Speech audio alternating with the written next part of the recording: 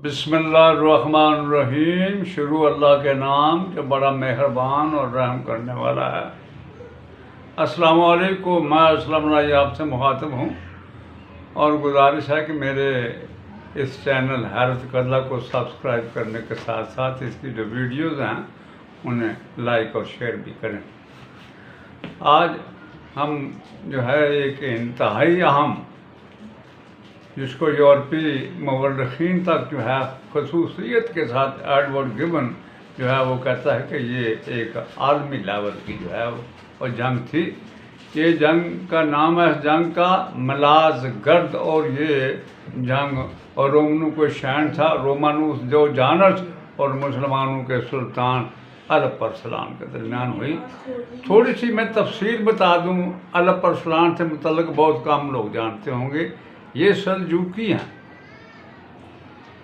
Basically तुर्क हैं। तो अब मैं मज़ीद तुर्कों की तशरीह में नहीं जाऊंगा। तुर्कों के दो ग्रोह हैं, कुछ मंगोल कहलाते हैं, कुछ तातारी। ये जो मौजूदा उस्मानी तुर्क हैं, ये जो सल्जूक हैं, ये तातारी हैं।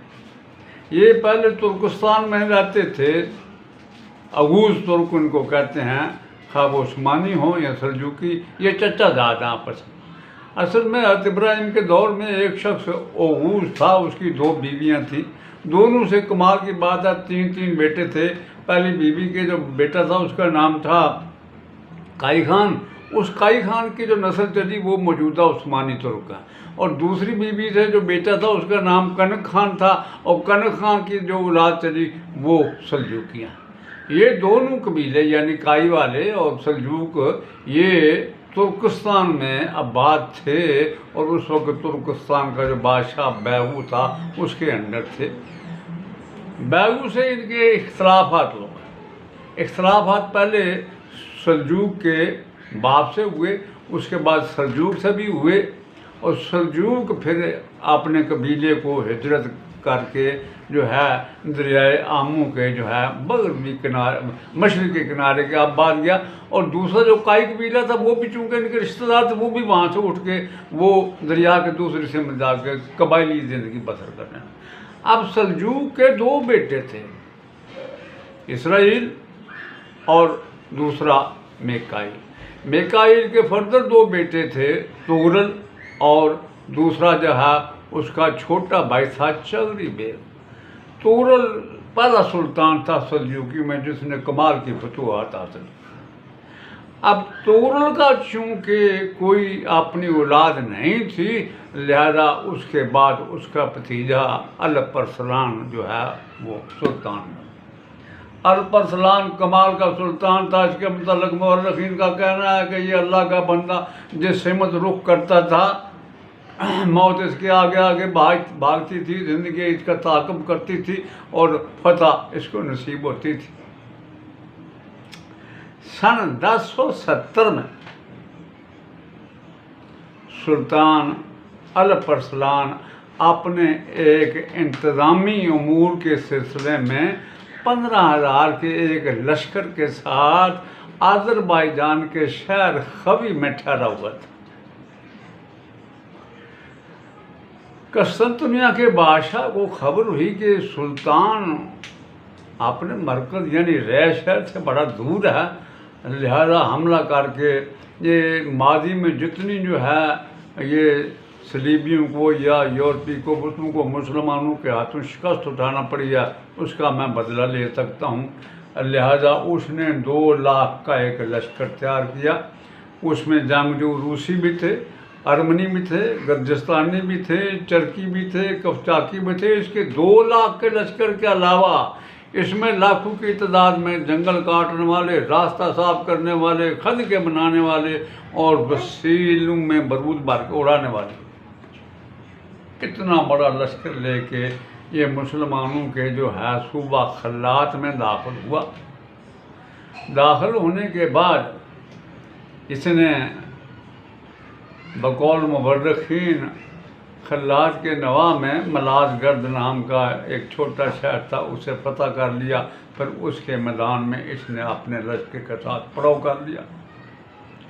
सुल्तान का जो पर्चा नवीश और थे उसके सुल्तान के जासूस, उसने सुल्तान को आज़रबाईजान में इतला कर अब सुल्तान उस वक्त चूँकि जंग के नहीं गया हुआ था, तो लश्करियों के और सलारों के और सुल्तान के अपने अहल खाना भी साथ थे।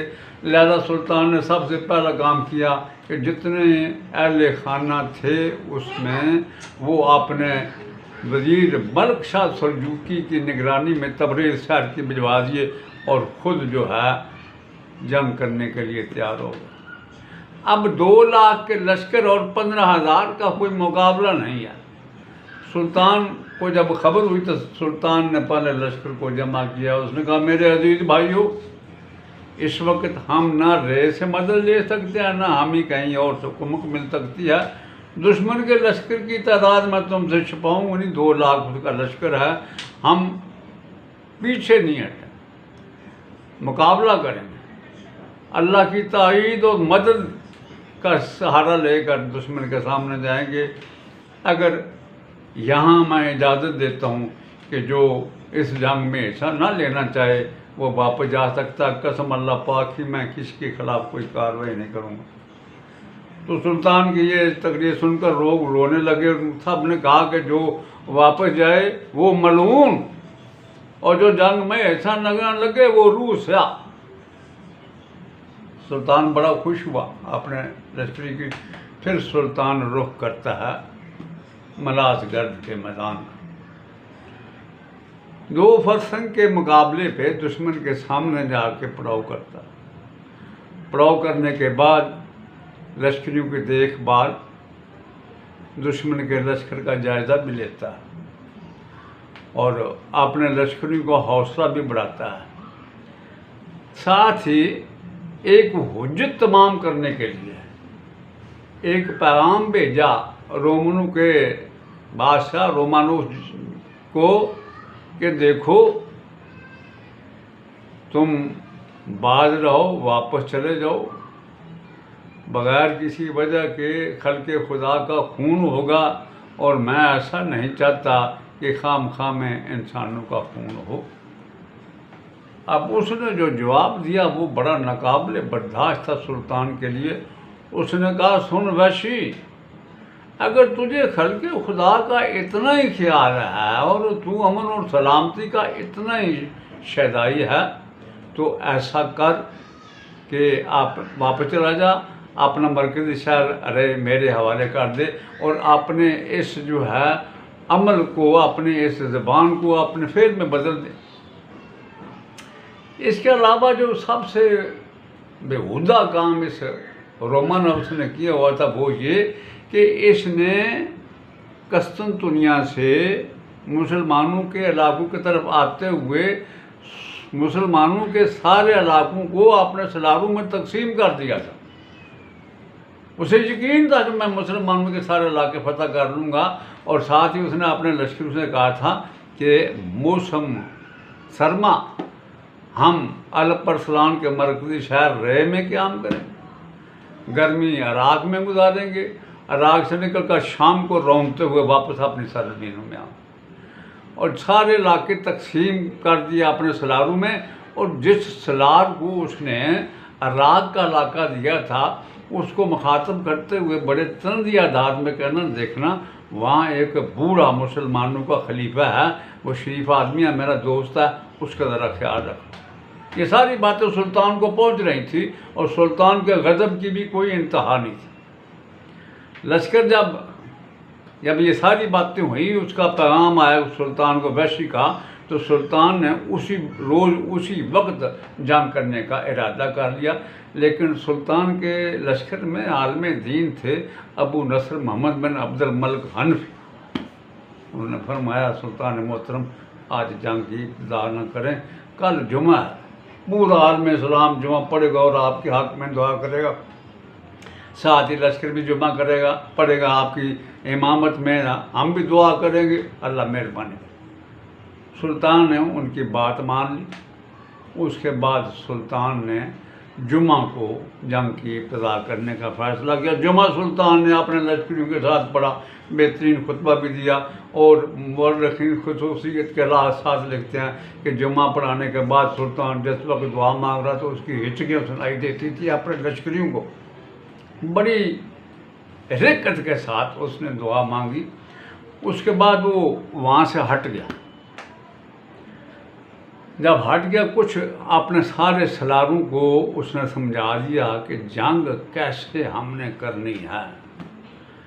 एडवर्ड गिबन लिखता है कि ये ऐसा अक्लमंद सुल्तान था कि 2 लाख के लश्कर को 15 से शिकस्त देना एक मौजज़ा था, और इसके लिए उसने एक ख़ास तरीका इस्तेमाल किया।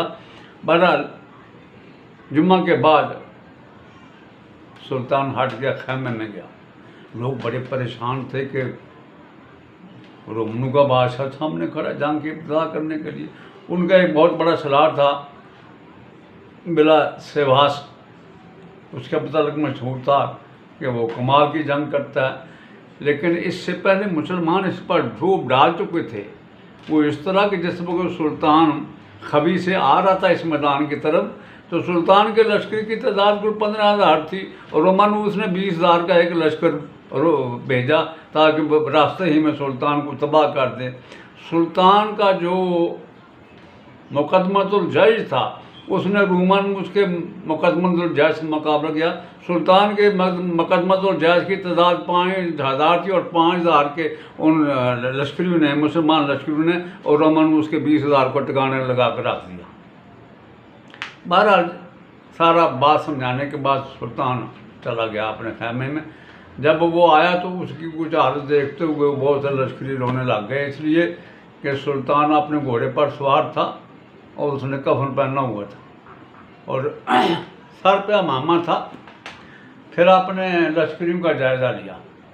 जायज़ा लेने के बाद घोड़े से उतरने के बाद अमामा उतारा, और मामा उतारने के बाद ज़मीन पर सजदा रेज़ होकर फिर उसने दुआ मांगी अल्लाह के हज़ूर बड़ी दिक्कत के साथ। फिर उठा और आपने लश्करी को हमला करने का हुक्म दिया। लश्कर को आगे बढ़ाया। रोमानूस ने जब देखा कि आप मुसलमान हमला, और उसने एकदम आगे बढ़ने का हुक्म दे दिया अपने लश्कर को, और मुसलमानों का लश्कर सुल्तान का इशारा पाते ही एक कमान की सूरत में, ये एडवर्ड गिबन के अल्फाज हैं कि मुसलमानों के लश्कर ने एक नीम दारे यानी एक कमान की शक्ल जो है बना ली, और फिर उन्होंने ऐसी तीर अंदाजी की कि उसकी 4-5 अगली सफ़ों को रौंद के रख दिया। उसके बाद सुल्तान अपने लश्कर के आगे होते हुए एकदम हल्ला बोल दिया, और जो गिरे हुए थे तीर खा के वो वैसे ही कुचले गए, और पिछली सफ़ों को सुल्तान ने हिला के रख दिया। 2 से ज़्यादा लाख का लश्कर था। इस मौका पर रोमानूस ने जब देखा कि जो कमाल हो गई है, अगली सफ़ें मेरी तबाह बर्बाद हो गई हैं और सुल्तान मेरे लश्कर के बस्ती हिस्से तक आ गया है, तो उसने जाके थोड़ी देर जो है गर्मी से बचने के लिए अपने खैमे में आराम करना चाहा। वो अपने खैमे की तरफ गया। अब उसका अलम जो बरदार था वो भी उसके साथ उसके खैमे की तरफ गया। जब रोमनों ने ये देखा कि हमारा अलम वापस जा रहा है, बादशाह भी जा रहा है, तो इसका मतलब है हमें तो शिकस्त हो गई है। वो बादल हो गए और थोड़ा सा खिसकने लगे। यूँ ही वो खिसकने लगे, बादशाह ने, हमारे सुल्तान ने जो हमले तेज करने का हुक्म दे दिया। रोमानों तो फिर पलटा, लेकिन आपने लश्कर को संभाल न सका। सुल्तान ने उस 2 लाख के लश्कर को काट कर रख दिया। शानदार फतह थी। एडवर्ड गिबन कहता है आलम की जंग थी जिसमें सुल्तान ने, मुसलमानों के सुल्तान अल्प अरसलान ने अपना रास्ता अनातोलिया को फतह करने के लिए खोल दिया। अब इस जंग के दौरान रोमनों का बादशाह रोमानूस जख्मी हुआ, गिरफ्तार कर लिया। बड़े बड़े सलार जिनमें ब्लासियुस भी जो कहते थे बड़ा नाकाबिल तस्खीर है, वो भी गिरफ्तार हुआ। 20-25 उमरा गिरफ्तार हुए और सुल्तान ने उनसे पहले बात पुरस नहीं की। उसकी रिहाइश के लिए बड़ा उम्दा जो है, क्योंकि वो ज़ख्मी थे। वर्रखी लिखते हैं 7 दिन तक सुल्तान ने उनकी खिदमत करने का हुक्म दिया। अब उनके ज़ख्म ठीक हो गए तो एक दिन सुल्तान आया और रोमानूस के पास, उसकी तसल्ली दी। और पूछा अब तुम क्या ख्याल करते हो कि मैं तुम्हारे साथ क्या सलूक करूँगा।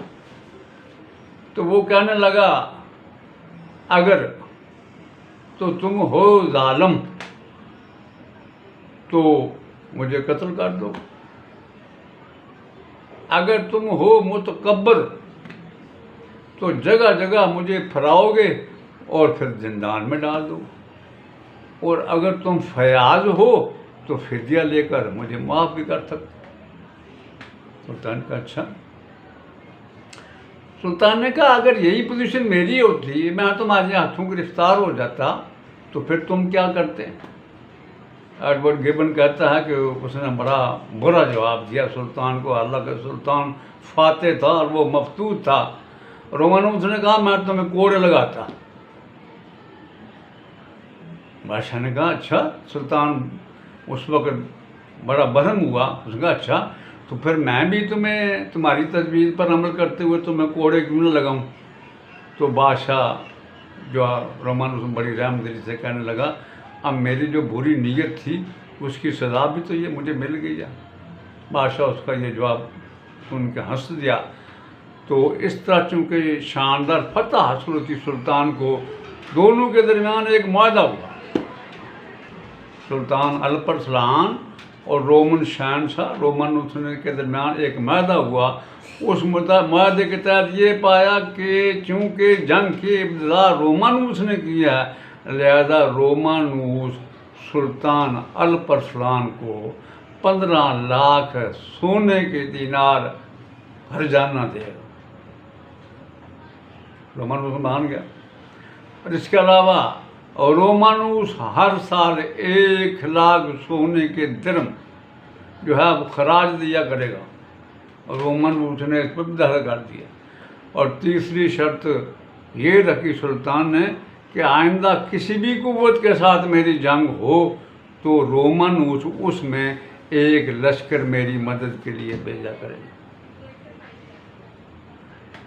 इस जंग के नतीजे के तौर पर एडवर्ड गिबन ही लिखता है कि इस जंग ने साबित कर दिया कि कस्तुनतुनिया जो है वो मुसलमानों का कुछ नहीं बिगाड़ सकता। और इस जंग ने एक तरह से कस्तुनतुनिया तक मुसलमानों के लिए हमलावर होने की राह हमवार कर दी। यहाँ तक जो है सुल्तान अल्परसलान के हालात जो ख़त्म हुए। जाते जाते मैं आपसे गुजारिश करता हूँ कि ये मेरी एक किताब है सुल्तान अल्परसलान पे। मज़ीद तफसील चाहिए तो आप लोग इसका जो है वो मुताला कर सकते हैं। इससे अगली वीडियो में इंशाल्लाह एक बड़ी जंग जो है उसके हालात आपके सामने पेश करेंगे। इसके साथ ही मैं फिर आपसे गुजारिश करूँगा कि मेरी इस जो है चैनल अर्थ कदा को सब्सक्राइब करने के साथ साथ इसकी जो वीडियोज़ हैं उसको लाइक और शेयर भी करें। अल्लाह आपका हामी और नासर हो। अस्सलाम वालेकुम।